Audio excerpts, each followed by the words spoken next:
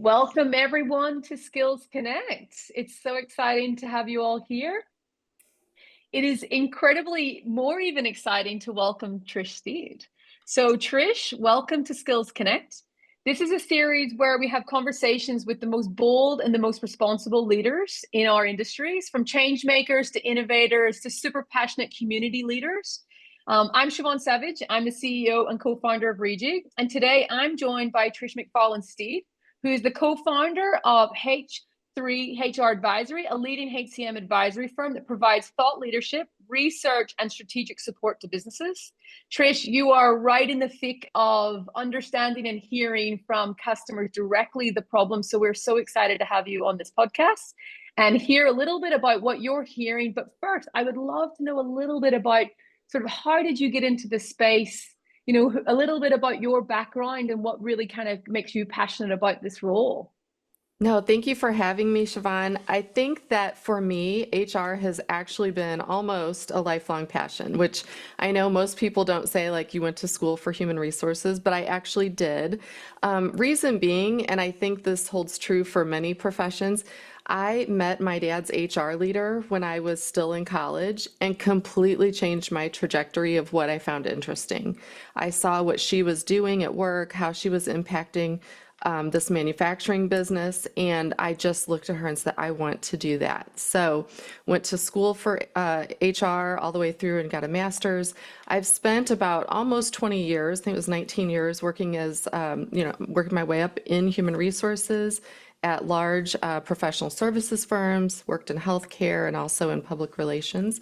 And I think over the years, it got to be where something I didn't realize is that the larger the position, the higher you get sort of up the hierarchy, if you will, kind of the harder the work gets in terms of staying super positive because you're kind of handling some of the worst issues every single day. So after about 20 years of that, I had someone who had been continually reaching out to become an analyst, and I was already blogging in the space. So the two kind of went hand in hand. I added in the research that I love and just haven't looked back. But love HR. I've been a podcaster doing an HR show for, oh gosh, 12 years now. Yeah, it's a long time. Long time. And the show itself is in its 17th season. So I Wow. think for me, I'm so passionate about HR because there's such a community that gets built around how we help each other. And I just wanted to be more of a part of that more publicly. And I love the podcast. I love it. Thank you. I love the conversations. I love the perspective and the warmness, the empathy. And also the topics are not necessarily just about technology. They can range from like real critical Mhm. events that your HR community are really like facing at that time, which I love because, I think given my experience in my previous career as HR, there's not a lot of the bad stuff that gets mentioned publicly, really, because most of it is like private and confidential. So there's a Right. whole pile of hidden work that's happening and hidden pain.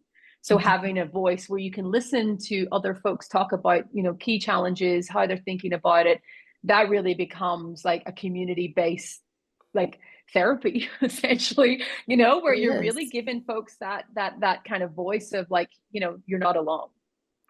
Absolutely. And I think being able to demonstrate that you don't have to be in a big organization in order to activate people because there is a community out there just wanting someone to sort of take a leading position. So even years ago, we started, my business partner and I started HR Evolution with a few other people. And so even that idea of just creating a community and then you activate and actually get things done has been really positive in my career. So yeah, always innovating and looking for new ways to continue that sort of growth, if you will.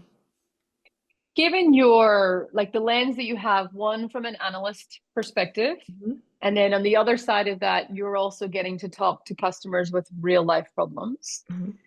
Where are we? If you take away all the AI hype and all of the kind of recessionary ups and downs, like where are we? Like as a HR community, what's happening? What are the problems that folks are really kind of facing at the moment?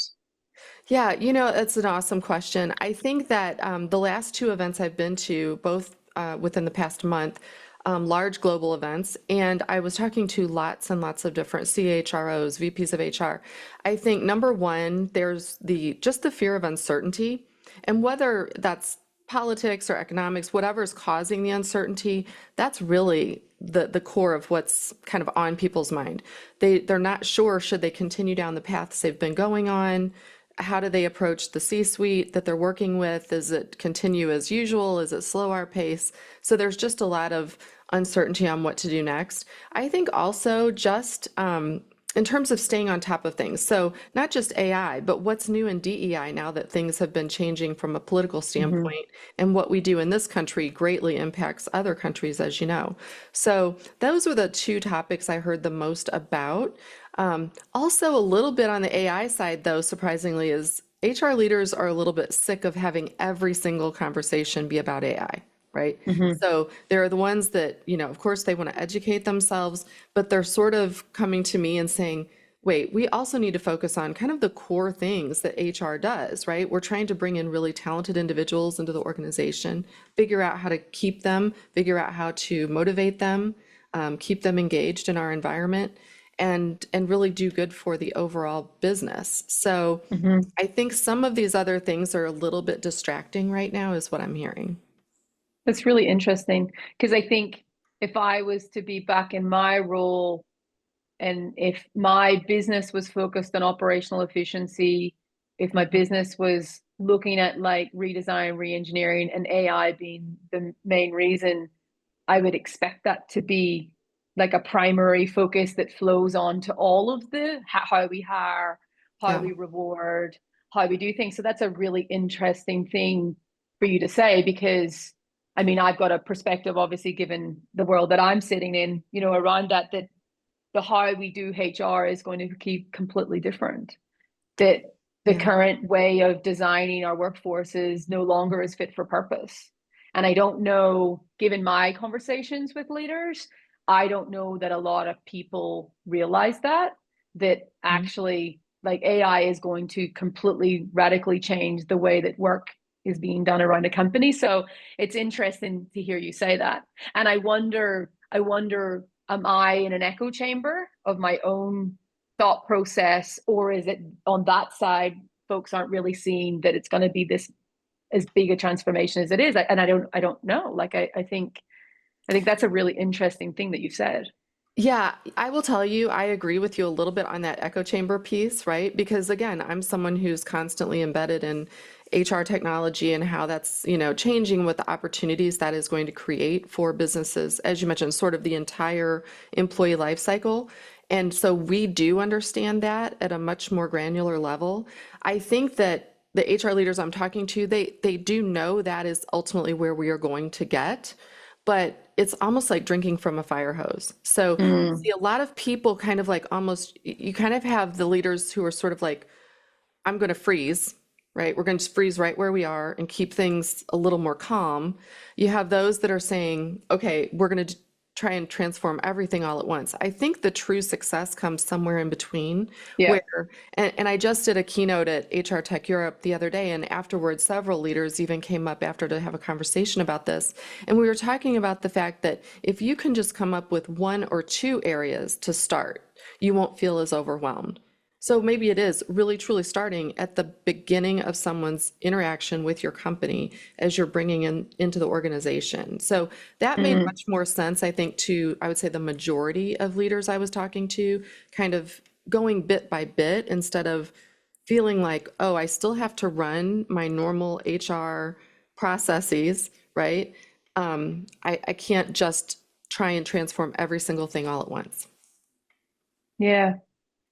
I'm seriously sitting reflecting on what you're saying because I think a lot of the conversations I'm pulled into are like we want to do these things but we can't get sign off for anything because HR are not getting funded to do a lot right now. Like, how can I get funding to focus on X, Y, or Z? And a lot of what I'm doing is like, well, commercially, what is your business focused on right now? Like, and a lot of that can be found on earnings reports. And most folks I'm talking to don't even check the earnings reports in their companies. So true. They don't know. They actually don't know. And I think there's a not doing AI for the sake of doing AI.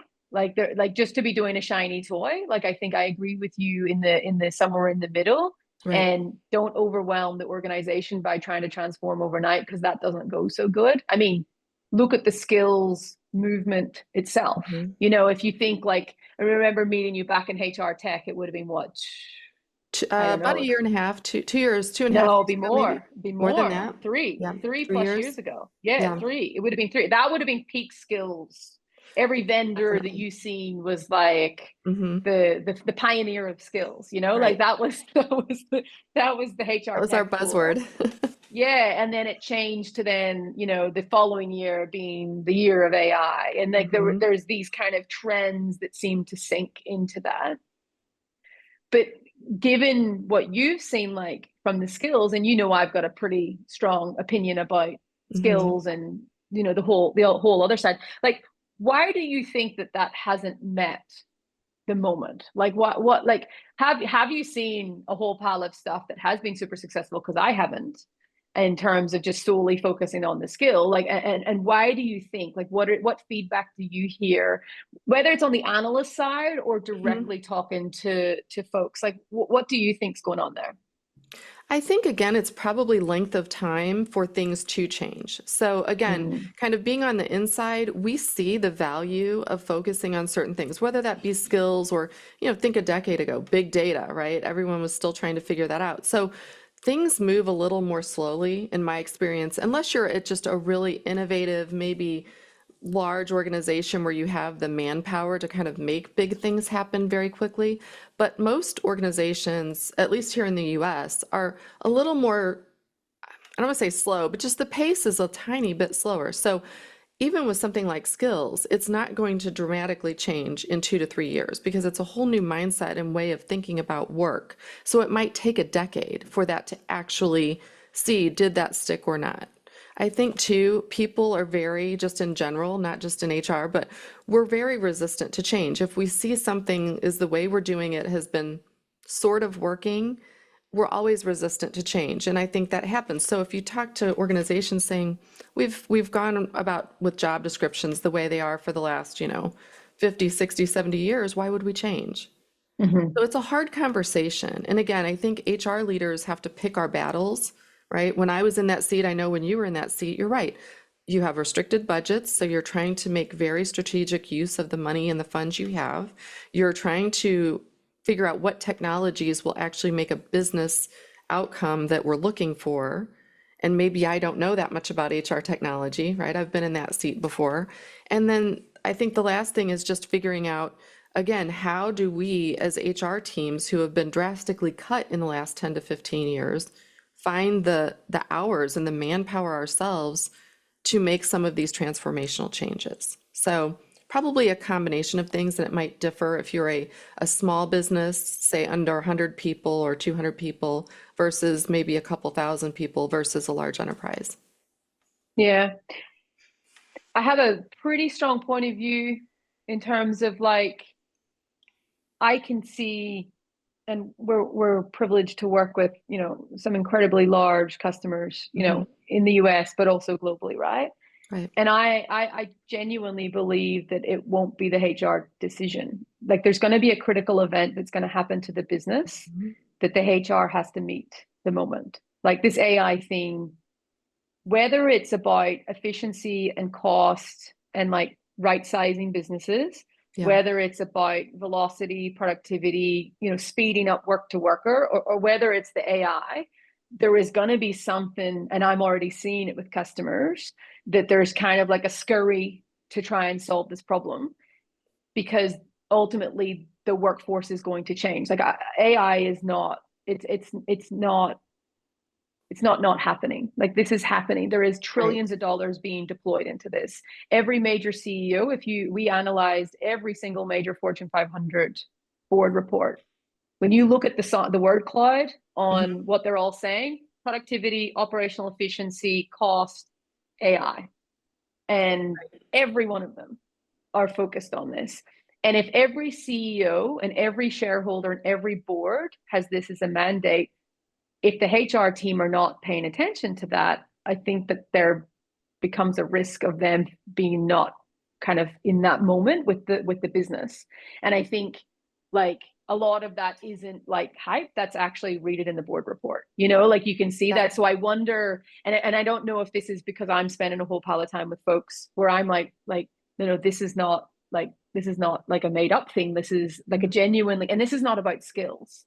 This is Right. absolutely nothing to do with HR. This is actually like the business needs to become this, and we need to do this. And then it becomes, how do all departments then enable this to happen? And HR has the most beautiful opportunity right now to really own the moment, because we've always talked about like that seat at the table, which really annoys me whenever we talk about that. Like Yeah. this is our moment as an industry right now, where if you have a look at what the business problems are, if they go down this road of AI adoption, radical transformation in terms of how they reinvent their workforce, Mhm. we have this moment where we can help navigate the business through that, and also make sure that the people part is not being forgotten about.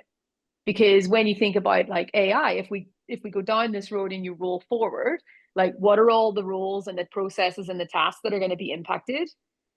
Where is the opportunity for us to use AI? So rather than just like throwing it at a wall and guessing based on what's the best vendor pitch we receive, like let's Mhm. actually, organizational development teams, workforce strategy teams, and planning teams could be actually right at the front of saying to the CEO, like, you're really wanting to invest in AI right now, but did you know that actually here is the best place for you to think about even deploying it based on the criticalness of the roles, the cost that it costs us, and the opportunity of where the AI is at today, that this is how we can rethink that.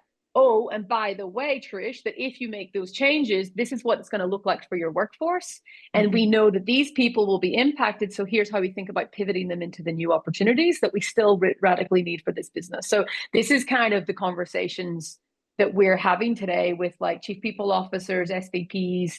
A lot of the work that we have been doing recently, the CFO has been the buyer and the Yes. HR person Mhm. has come in second, which has been a very different market, right? In terms of like that happening. So I kind of feel like I don't want people to think this is not happening and then they're not kind of preparing themselves, and then they get blindsided by suddenly, you're not actually fit for what we need today because you're still on this kind of side. Because there's definitely, I don't know if you've seen this in your world, but there was this whole democratizing careers and everyone cared about the people and it was all like that. And now, especially in the US, wow, there's been a real change towards like fit in, get your shit done, or like you're out. Like it's a very like performance based culture now. Like how have you seen that, what I'm seeing, and like and how are HR folks adopting to that change? I'm glad you brought that up because for me, that's how sort of Gen X in the US was raised, right? It's sort of like it is more of a business focus versus a people or performance focus. So I think that's where HR struggles a little bit, though. We kind of go back and forth of what we want. So as a former HR person, it's like I wanted to be in all those discussions and I was, but there was also a little bit of I had to keep putting sort of revenue front of mind. I had to put stockholders and the board's potentially, opinions and what they wanted front of mind, but yet somehow still inserting what was important to the Mm-hmm. people. And that's sometimes a disconnect. It's unless you are very well versed in sort of taking your seat at the table. And you're right, like that phrase I used to say when I was younger, I was like, I don't even want the table. Flip the table upside down, right? Get rid of it. Um, Yeah. but also I think as I've matured, I've learned you have to sort of play the game, right? And so you can't be disruptive on everything. So HR plays this really unique role. You can absolutely educate yourself. And I think that's, of all the things you said, that's where I see HR not taking full advantage of Yeah. educating themselves, right? Because they don't And have so time. they're well, dealing they're dealing with so much crap, and like everyone else is upskilling, that they're like they and you're literally don't right. have But look, time. if we actually did learn about AI in the ways it could sort of revolutionize our business practices and our processes, we would have time, right? Yeah. If we had technology that actually was able to do some of those more menial things, we would have time to think about and further educate ourselves. So, I don't know if this is sort of the right answer, but for me, it meant even, 15, 20 years ago when I was just eyeball deep, right, in HR, I would get up by 4 a.m. every single day to learn everything I could. Back then it was social media. How is this going to revolutionize us? How is big data? How is moving to the cloud? Okay. So if you're a leader, I think you have to put in the time. You have to build it into your calendar every single day to learn a little bit more. One thing that I'm finding in all the groups I talk to, even in the last month, they don't think about going to a vendor's website to learn, right? If they go to your website, for example, you have webinars, you have articles, you have word clouds, you have all sorts of things to help them have ammunition to go back to their organization and have these conversations with their C-suite, right? Hmm. So I think maybe there's a little bit of hesitancy on people aren't sure where to go. Sure, you can go Google this stuff, but then it's so generic, you can't figure out how does this apply to my business? And I think Hmm. that's where talk to your current vendors, but then also reach out, use other vendors you're not working with, and figure out what resources do they have on their site to help you educate yourself, your teams, and then the pace can increase a little bit. But also, Yeah, I think, you got to yeah, build time to do it. You just have to if you want to I be think ahead. most of the folks that I talk to don't even spend time educating themselves on what the P&L looks like in their Right, own company before even talking to a vendor. They don't know how much money they make. right. They don't know what the board priorities and what the commitment is from the shareholders. And that's publicly available information that you can download and throw into ChatGPT and just get like, what are the key priorities? What did the CEO say? And what commitments Good have we point. made? Well, I think Like, you're right, but we haven't had to. No one has forced us to. And so you have to sort of, which could be part of the problem though, right? Like when oh, you think about absolutely. it, like if we're all talking about this and Right, soft and fluffy and the business is actually fighting for its dear life and you're right. coming to them selling a career pathway tool, you can imagine how the disconnect between the business Absolutely. and HR happens. And I was really lucky in Yeah. my previous career because I was a workforce strategist, but I was paid for by the business because Mhm. my role was like half in business, half in HR. And I got to experience real life pressures. And I always find the language that we use in HR, like job architectures, for instance, Mhm. I find job architectures to be the most, like, honestly, like, kind of useless things when it comes to communication. Sure, from a regulatory framework and a REM framework, super, like, you need it, you need to know how much to pay, what, et cetera, et cetera. Right. But you see, if you're going to have a conversation with the business and you want to figure out like a workforce strategy or solve critical problems, like the job architecture does not help. Right. And an example of, like, you remember when we started our journey, we were very kind of centric to people have skills, jobs have skills, match make the thing, yada, yada, yada. Yeah. And we find, and that was kind of where we started. But what we find was the more that we leaned into that way of thinking, the more that we could see that, like, these skills strategies are not going to work at scale if we do not understand at the business level what work actually is. So job adverts, job architectures do not tell me the work that's happening in our company. Forget AI for a second and why that's important for AI. Just even for the skills-based movement to work, you need to understand that people have skills. Jobs do not have skills. Jobs have tasks that require Mhm. skills to complete them. And we all kind of, like, at that time, it was very difficult to think about, like work. But, 3 years ago, we were like, hold on a second.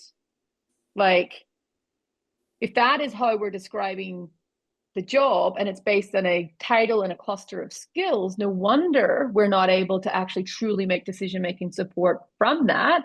So we really focused on deeply understand the work and create one common language of work between HR and the business. So Right. everyone is talking the same language. And that has been like transformational for us as a company in terms of like solving problems, making, good meaningful recommendations, whether it's path, succession, matching. And then also when you think about AI, AI does not automate skills. So a lot of folks Right. are spending thousands and thousands of dollars on buying technology that'll tell them the skills of the future. Mhm. AI does not automate skills. It automates tasks. Even in one task, you can have up to 5 or 6 skills. So like that data that we're giving to HR folks is not even accurate for them to go and bet their career on investing millions of dollars into critical roles for the future. So the whole thing is kind of scary because it's like actually like, oh my God, HR are really trying their best right now to be at the front to drive this. So even when they are like commercially focus on the CEO problems, that I'm also seeing this like problem where like the data is going to be really critical as an infrastructure set for HR to operate on so that they can make good recommendations and not get themselves fired too, right? So I Right. think like this is kind of where you see on this side, you have the folks that are kind of AI is not happening, like driving towards kind of where we were, democratize careers, make it all like lovely. And then you've got the extreme side, which is companies that are genuinely, we're looking across the board, they're making a lot of cuts. Mhm. Um, how do you one diagnose like from a like how do you know where someone is at, like what are the key indicators for you about kind of figuring out where a company is on their journey so that you advise them whether to go big, to go small? Like what are some of the things that you kind of see in your journey around like the mature ones kind of look and feel like this, someone at the Mhm. start of their journey looks and feels like what where do you kind of see on your side? Yeah, I think it's such a good question. I think a lot of companies, you have to start with what is the culture and how is HR viewed? Are they truly an influencer in these decisions? Because, like you mentioned, sometimes they are and many times they're not, right? And it can be because they're not out there learning about what their own business does. Now, I will say, in my experience and over especially the last decade, the leaders I'm talking to are much more adept at saying, yes, I do understand how we make money. Much like you, my career started where I was with PwC. And so absolutely understanding how that business ran was critical in how Yeah. HR performed and what we suggested and what we recommended that would make sense from a business outcome perspective. So I do see a movement to that. I think we're getting there. But in terms of like what someone at the beginning of the journey looks like, just very uncertain. They don't know where to start. And again, sort of they sometimes freeze, right? I've Mm. also, in this country anyway, hear a lot about, we'll start with the low-hanging fruit. I would say no, don't do that, right? Don't do what's easiest because it's the easiest. My Hmm. advice to any size company who's starting this journey is what is the business outcome you want to achieve most, and go with something, because again, you might have limited budget, go with a solution or an approach that will not do the lowest hanging fruit, but the most impactful fruit. Yeah. Yeah, I agree. The ones that are then deemed successful, right, and further down the path of transformation, I think they're doing that step by step by step, and they're really partnering with their provider on sort of what does the long game look like, and does that also align with the roadmap that that particular provider has. I mean, I'd love to hear what your thoughts are on, these large organizations, our Fortune 500 organizations you're working with. Are you seeing them come to you to kind of make sure your path matches their transformational goals? Do you get Yeah. that sort of, is it a reciprocal relationship when you're working with these I companies? mean, the customers, so whether forget company for a second, Mhm. in the AI space, anyone that tells you they have all the answers is not telling you the truth because like this is brand new. Not AI matching Right. algorithm vendory things. I'm talking about this new once in a generation change to work. This Mhm. is new. We are all jumping off the cliff and building it at the same time, right? So that is fact. I think the most important conversation that I have with customers is that transparency around, okay, so let's get really clear on what does your CEO care about today? What pressure did they have? Because I have now had a unique experience being a CEO, having taken, a lot of money from shareholders and have teams and have customers, that I have an appreciation now for the crappy job that is being CEO, right? Like it's not great. You've got to deliver. And Right. and we're kind of in this like different world. Like when we started out, like Reejig's business, it was a very different culture in companies. It was all about Mhm. democratizing careers and we love you, please stay. And it was all about hire as many people as possible. And it was like the handbrake went on really fast Yeah. everywhere. And CEOs had to take a completely different persona role on. They kind of went from being peacetime CEOs to wartime CEOs. Ooh, good And analogy. when you think about wartime, it's like, well, if you're talking to a wartime CEO about things like career pathways, and unless the pathway is connected to a critical event caused by AI adoption and you need to reskill to rapidly build up your business, Yeah. then that's great. But if you're talking about like kind of benefits and like outings for your teams, when that CEO has the most pressure that they'll have ever had in their career on them right now, like every one of them are in a place where it's uniquely different than anything that they would have ever experienced in their careers, right?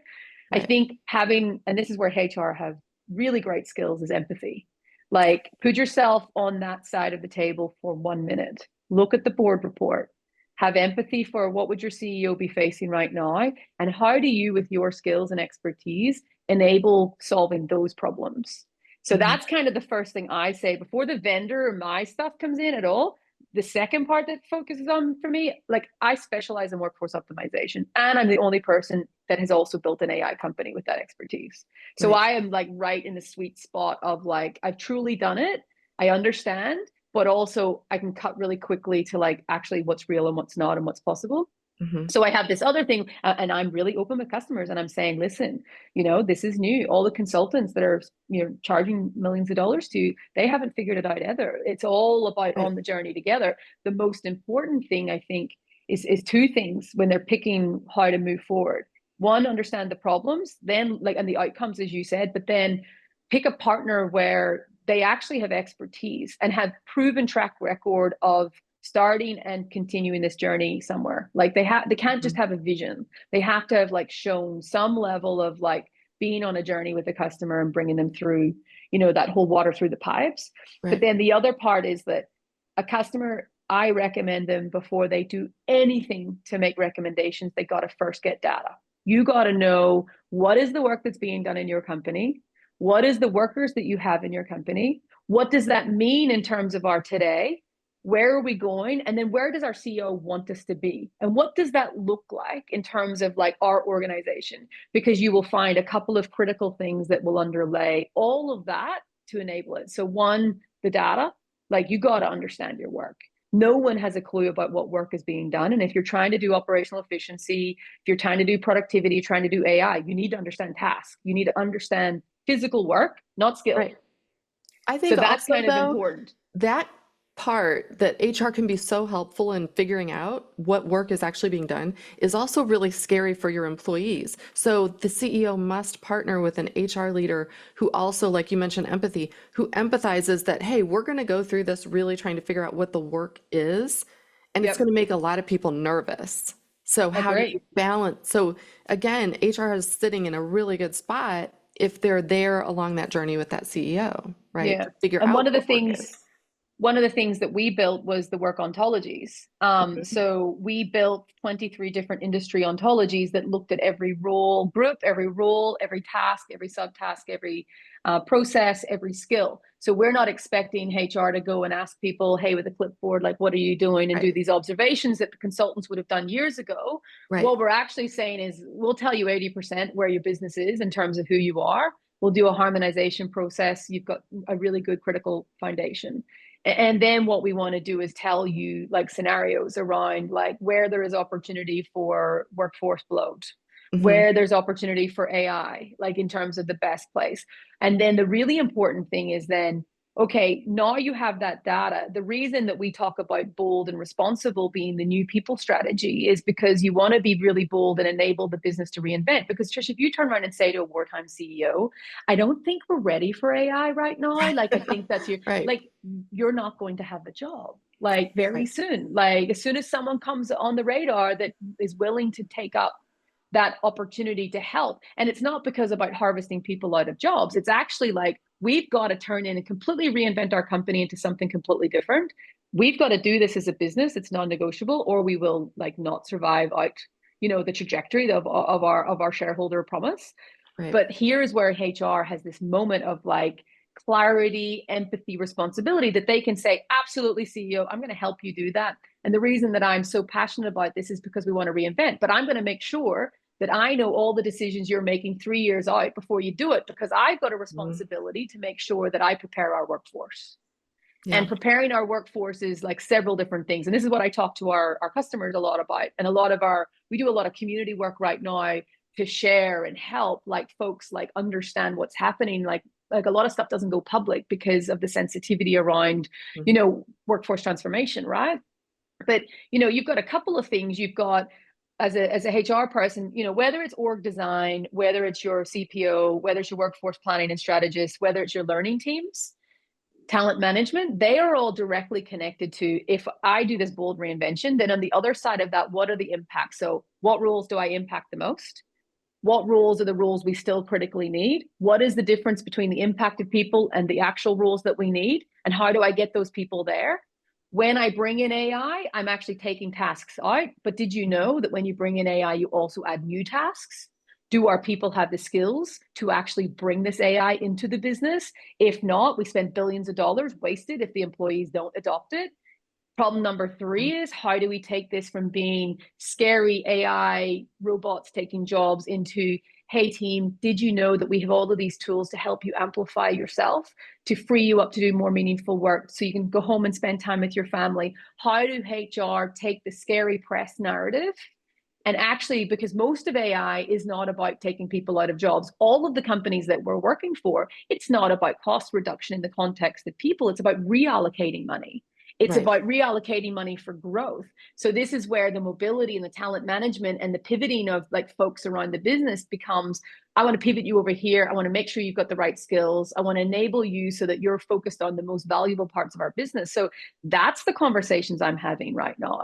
And most folks I've seen, they're all super aware about, AI. Like everyone's hearing about it. And Hmm. the problem that I think with folks in the HR role is that unless you know and you have data, you can't have a confident conversation with your CEO and your chief AI officer, because you feel like you're kind of like pretending a little bit. You don't have Right. something other than kind of, I believe. Okay, well, where do you believe that from?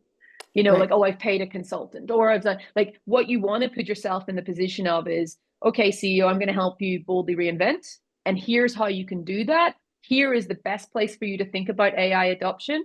And by the way, we're starting this reskilling program, which will run over the next 18 months. And I really need your help, CEO, to really champion this in the business, because we don't want people to be afraid. And that is where most folks in the HR domain, if they focus like that, they will be the hero of the story.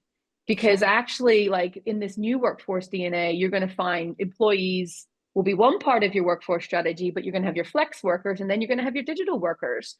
And Hmm. I believe this is if I was back in my old role right now, Trish, I would have had a field day. I would have been so excited to like reinvent this whole thing. But the Hmm. workforce strategy and the CPO's responsibility is, you're no longer dealing with fixed employees. You're dealing with this whole other thing, and you've got to get reskilled into that yourself. So Yes. there are some of the key sort of things that we're seeing in terms of customers. And I've got a question for you. Like, when you're put your analyst hat back on again, like when you're looking at the big shifts that are going to come in HR technology, like I was telling you before in the Hmm. green room, that our buyer has moved from not just HR into CFO and CIOs and other, like, what do you think is going to happen in the HR tech space? Like there's going to be a lot of products that are going to be impacted by agents. There's going to be Right. a lot of consolidation. There's going to be, you're seeing a lot of CRMs move into like skills. You're seeing a lot of like transitions. Like, Hmm. what do you think will be, you've spent a whole pile of time in that strategy and product side as well. Like, Yeah. where do you think this is going to go? Well, I think for right now, in the short term, we're going to just be seeing all of these HR leaders who are getting more educated on how it can be more impactful to the bottom line. And they're going to start making those recommendations you were talking about in terms of sort of having that hand-in-hand relationship with their CEO, or if they have a chief AI officer. I think they're going to be doing that. They're going to be looking at, how do we actually use predictive technologies to make these business decisions? Because again, I think a lot of large organizations are already doing some of this, but a lot of the small and mid-size are not necessarily. So there is a good amount of people who are still kind of on that pathway in the short term. In terms of long term, and I think, there's a lot of different impressions out there, but it's really going to probably, and by long term, I'm talking like 5 years plus, right? Maybe more around the quantum computing so that decisions are not just linear, each decision, that it's kind of collectively looking at those skills, those tasks, those qualities that the person has, their past experiences, the work goals that are truly going to be revolutionarily impactful to them, the workforce culture, and it'll be able to sort of look at all of that holistically for the first time. So I feel like right now we're still in a little bit of a, this is a path, this is a path, they're all parallel paths. But I think 5 years down the road, I'm hoping that we see more of that like holistic approach to how does the person, the individual person, feel like their experience is hyper personalized to their needs and their abilities and their skills. And then how does that also benefit the organization? To me, that would be like my HR leader dream. And just Yep. to say one other thing, which isn't even a big shift, but for me, sort of going from sitting in that seat myself, a big shift was, for example, meeting you and hearing how you actually took some of those issues that people like us were having back then, and you operationalize that, and you are able to then show this is why this is important. I want to see more HR leaders getting involved in this future of tech and what needs to happen, because I do feel Yep. like if there's any little rub, there's this disconnect still a little bit. People don't feel like their voice is going, people, HR leaders don't feel like their voice is going to matter or be heard. And that's why I'm like really happy to hear you're having those conversations with your clients, because that does help inform what you design for the future for them, with them, Yep. right? Yep. Well, So I mean, really interesting that you say that. Like, one of my biggest feedbacks is I don't spend enough time with my own team because I'm spending so much time with customer. you can't be Um, everywhere, right? That's the struggle. but That's, I yeah, feel like yeah, as an industry, we haven't solved this problem.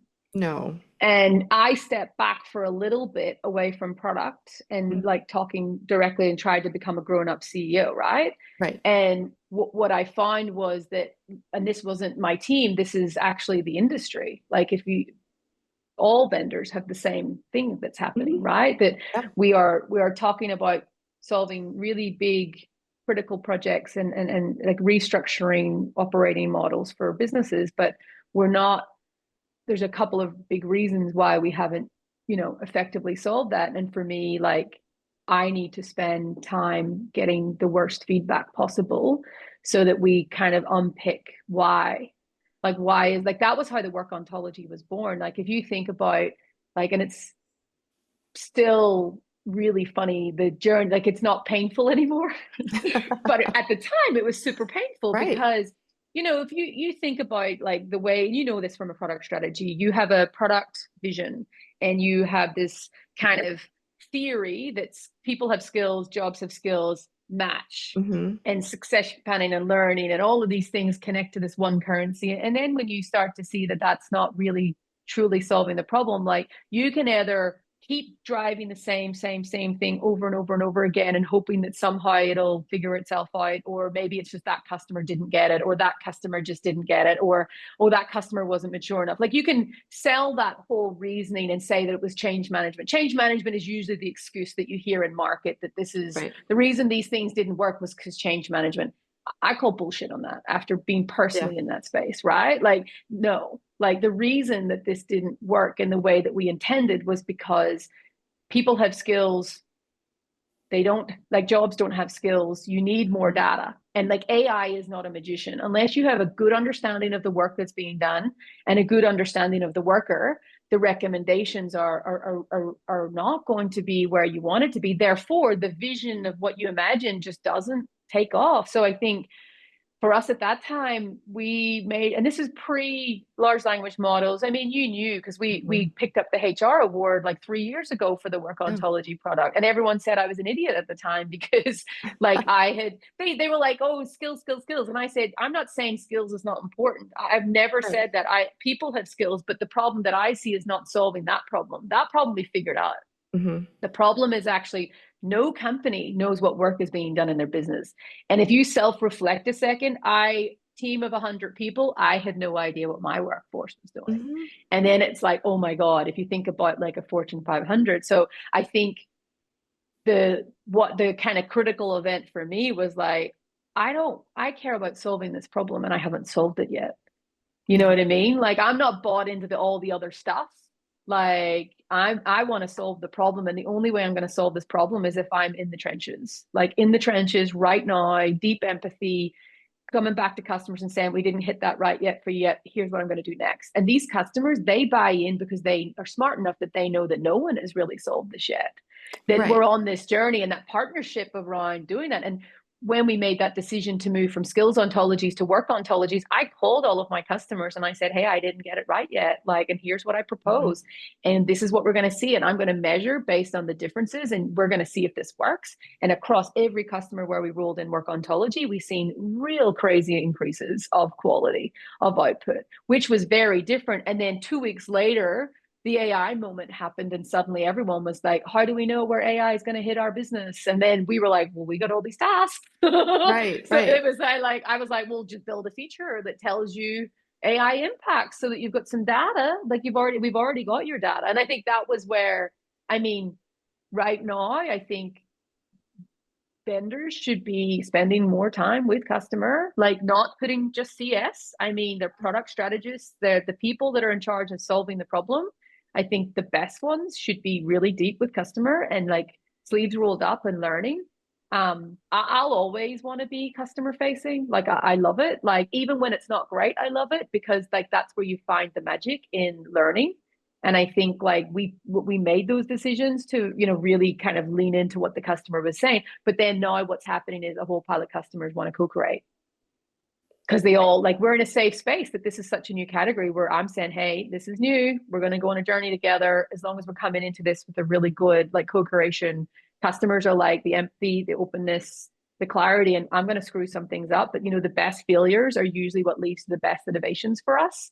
So, and we've already seen that in our game tape. So I think what's going to be interesting from your lens is just what happens in the HR tech space. Like I think we're more work tech.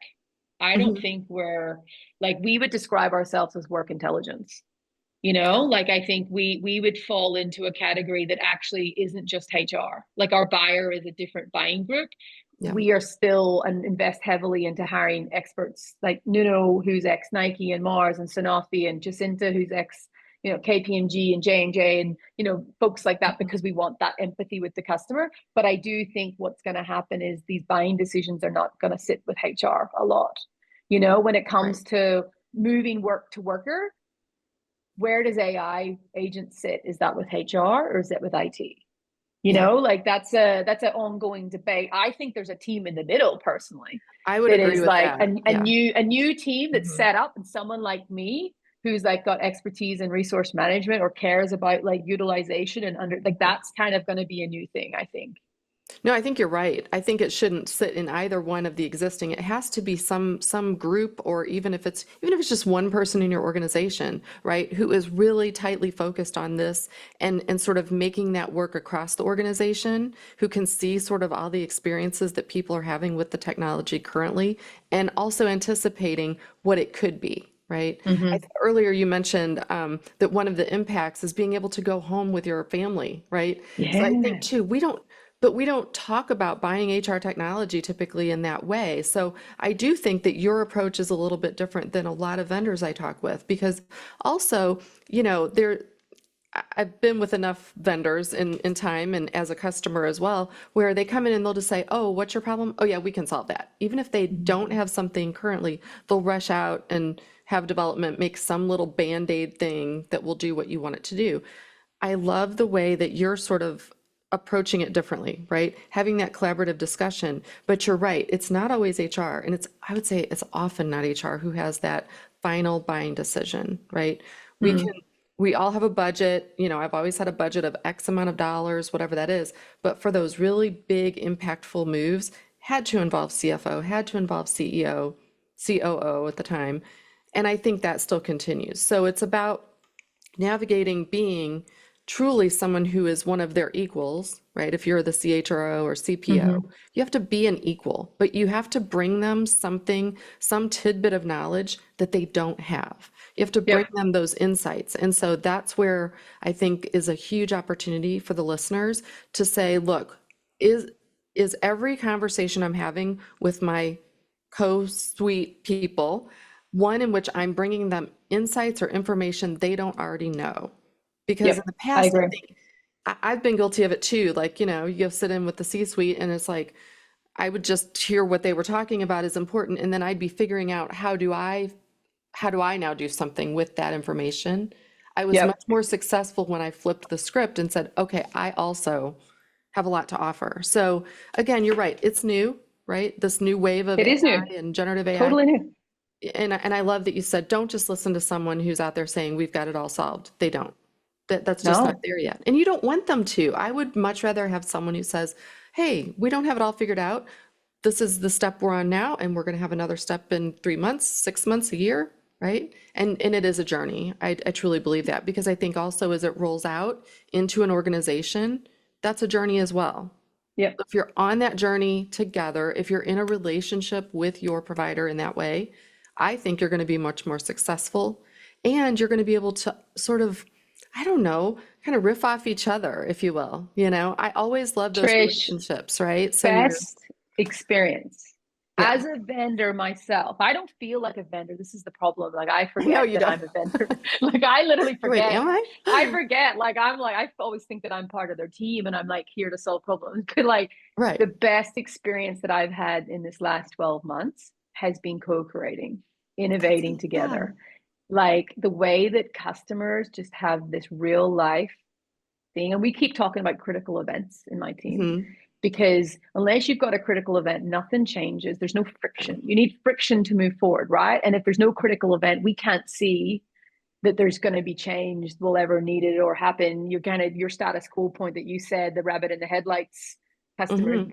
Yeah, they'll just freeze. unless there's exactly critical events Yeah. that like you've seen in COVID when there was a critical event, how people mobilized in a space that we've never seen. Big, massive corporates can overnight change the Hmm. way that they're doing because everyone knows there's a critical event. So we're always chasing like the critical event, like what is it? And that's why it's connected to the CEO, right? And this is why I talk to Yes. the HR folks. What's the critical event? But here's the thing, like because I'm so deep with customers and we're jamming on like here's the problem. I have evolved my product at a rate that no one can catch me right now because Hmm. we are so advanced. And it's not like a vision, it's we've literally built it and it's being used and they're adding to it and layering it and more and more. And it's like that has been worth money that we could never get and time because in a moment where everyone has their AI critical event, we're learning alongside them Hmm. and we're building. And that has been so cool. I really believe that my skills and expertise have really went up a level now because I'm seeing perspectives that I would never see. Because the echo chamber can be really real for a Yeah. vendor. Your echo chamber is your own team and your thoughts, what you tell yourselves, and then what your vendor competitors are saying, and they all rewrap continuously so that someone has a good idea, everyone rewraps. There's just this like continuous thing that happens.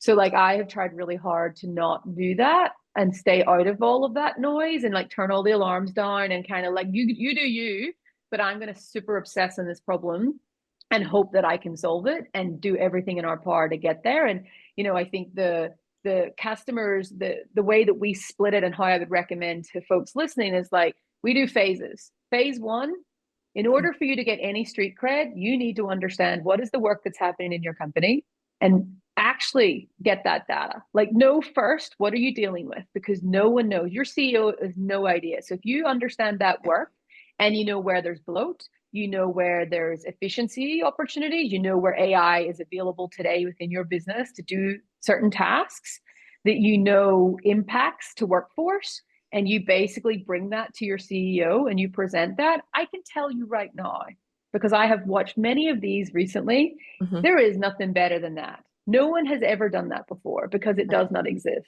So that is like, we talk about a hero's journey. That's number one step in that hero's journey, right? That's phase Yeah. one. Get them that data so that you can have that conversation with your executives. And this is no like vendor made up stuff. This is like literally, these are Right. all your rules. Here's all Hmm. your tasks. These are your processes. This is what we know of today. And if you want to take your journey of going AI aggressively in the middle, like here is what you could do. And the best place, because everyone talks about AI as well, what are you doing? Like, how are you using AI? Oh, we're looking at software engineering. And I'm like, guys, that's like the worst place to go. Like, there are so many places that have opportunity for innovation and use of AI that would free up people to do way more high value work, like in the sales team. Anything revenue generating or customer facing, your CEO cares about that.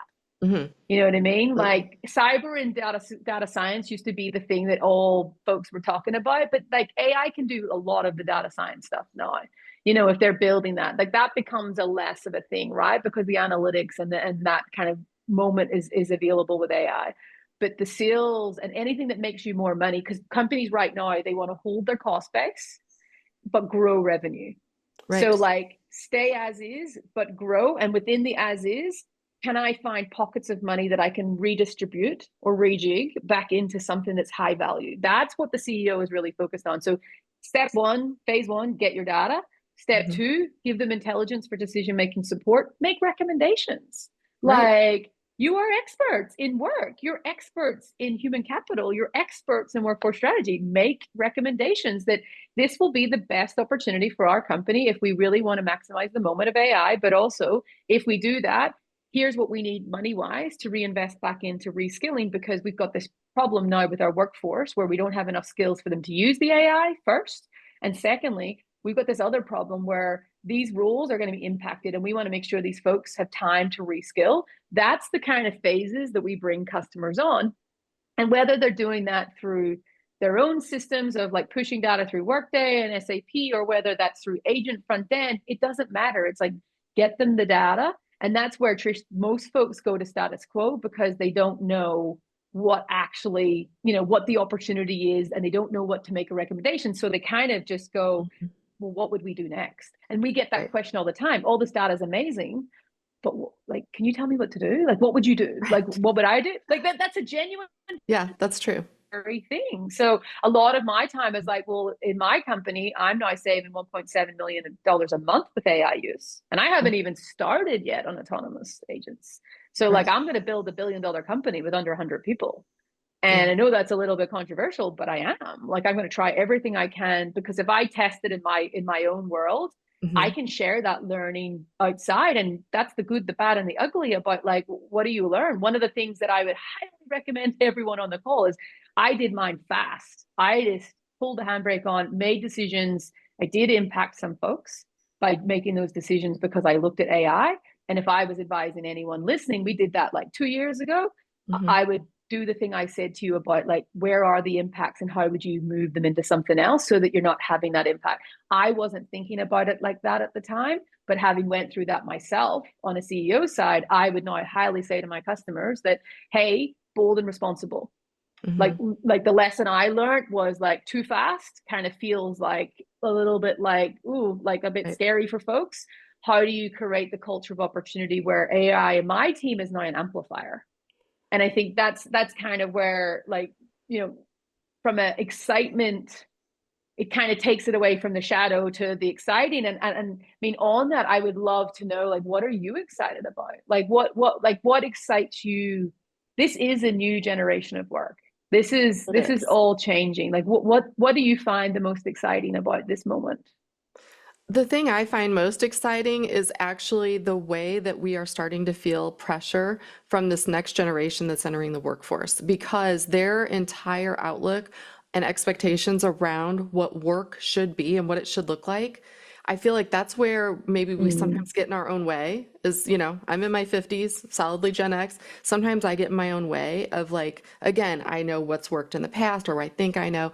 No, it's really going to be how does this next generation of workers collaborate with the two, or sometimes three generations that are already in place and push us even faster because I feel like the pace has been an issue for us in the past. And I think that's what's going to be that big shift to actually get us ready to make those mm, decisions more quickly because they're going to yep. demand it. They're already demanding it. And when I think back to being in my 20s, I wanted these same things, right? I wanted flexibility. I wanted a job that was going to be understood and that I could also be moving towards something I didn't even know because it hadn't been created yet. Yeah. And I will say, I have to tell you one thing. I love that you're called Reejig because I think that just really shows your approach to work, right? It's something Yeah. that's like it implies a continuous sort of Continuous. movement, right? And Yep. I think that's what's most exciting about work. I used to tell my dad, I remember when I was in my 20s, and he'd be like, "Why are you doing this or this or this?" I'm like, "Because the job I'm going to do hasn't been created yet." And yet here I am sitting in that job that wasn't even a thing when I was younger, right? So I think we have to make sure as leaders, we're trying to think about, yes, this is what work is today, using you know, information that you have been giving to clients, I think is amazing. Because again, trying to do that without it would be impossible. Trying to figure out what are our existing jobs. But what I love about what you're doing is sort of helping them imagine what do our jobs need to be doing? What Yeah. are our goals going to be? And that's the perfect opportunity for an HR leader. If you're not currently in those conversations, you're giving concrete examples of how they bring the information to the C-suite. They are right there leading their fellow C-suite members on this next phase of work, right? So yeah, don't get too embedded in, well, we're HR. This is all we do is right here. We're going to change the world of work. So Yeah. yeah. Yeah. And I think as well, like most of this conversation we've spoke about as being the kind of bold Mhm. reinvention and the impacts of what's going to happen. Like I truly believe that the marketplace is critically important. Like that product around exactly what you said, like how do I navigate my career? How do I think about it? I actually think it's Yeah. even more important. But my point is I think that the part about the data and the foundational, the critical architecture and infrastructure is the part that goes first. And you look at, so imagine there are two buckets. You've got bold. How do I boldly reinvent? I've got a Mhm. bold product, which is all about bold reinvention. And then I've got Mhm. my marketplace product, which is all about responsibility. Yeah. And I think where we got it wrong was we went responsible first without the Mhm. data. Mhm.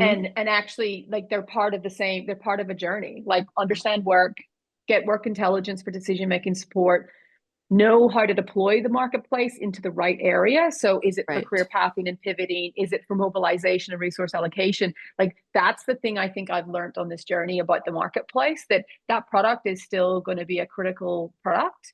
But I Mhm. think the way that we were deploying it was picking use cases that felt soft and fluffy or weren't part of that critical Right. event. And now I can see when I look at transformation with my customers, I'm like, bam, bam, bam, bam, bam. That's the way you're going to do it. And Mhm. you're going to get buy-in for this budget for sure because you've done step one and step two. And I think that's what we have seen. And you know, we've, as you know, moved into the US officially. We kind of dabbled around the edges from the outside, which wasn't super great, but we came really to the US end of last year, and like we've never grown as quickly in our life as what we're Yeah. doing now.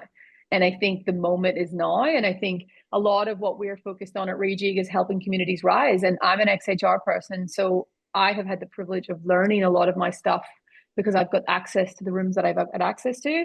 And what Mhm. I'm doing is now creating communities where folks can come and learn this. No vendor crap, no salesy Right. stuff, just genuinely like here are things that are going to be really important. And I've got this unique perspective because we've seen it and we've done it and we're seeing across the board multi-industry. So you know, like from a social media perspective, if folks aren't following, you know, Trish or myself, like there's lots of great content between there about education, and I'm about to start ramping up more face-to-face community and getting people Mhm. involved and closed rooms, learning, understanding. We launched the work design collective with the learning forum and Brian Hackett and that team around, you know, pretty much every major enterprise in America is now part of this forum, where it's how do we teach you how to redesign, how do we teach you about AI, how do you re-engineer, and then how do you think about rebuilding, you know, those like Jenga blocks, those Right. rules that are changing, like how do you take things out and put things in, like that's kind of what we're going to teach folks. So if anyone's listening and wants to be part of that, like reach out, DM me,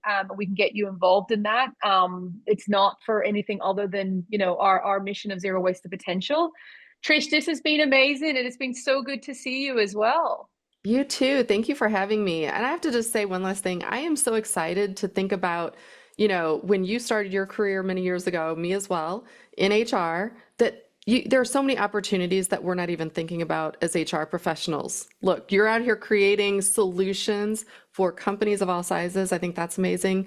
I never thought I'd be an analyst working in HR technology. And yet, so I just encourage everyone on the call to think about like, what does your career look like? And make some Yep. of these steps we've been talking about, because that's what's going to elevate what you're doing as well, whether that's in your Compl- organization or, Completely joining agree. one of us. Literally left a call like just before joining this with a big bank, and I was talking to this awesome chick that, without giving away where, but like Hmm. she was in org design and has now moved into leading the AI strategy. I And love I'm like, this that. is so cool. Yes. This is so cool. And it should Yeah. be with that expertise. Yes. So I do think like this is our moment as an industry. This is our moment. Like this is literally, this is it. Like we're not going to want a seat at the table. We are the table.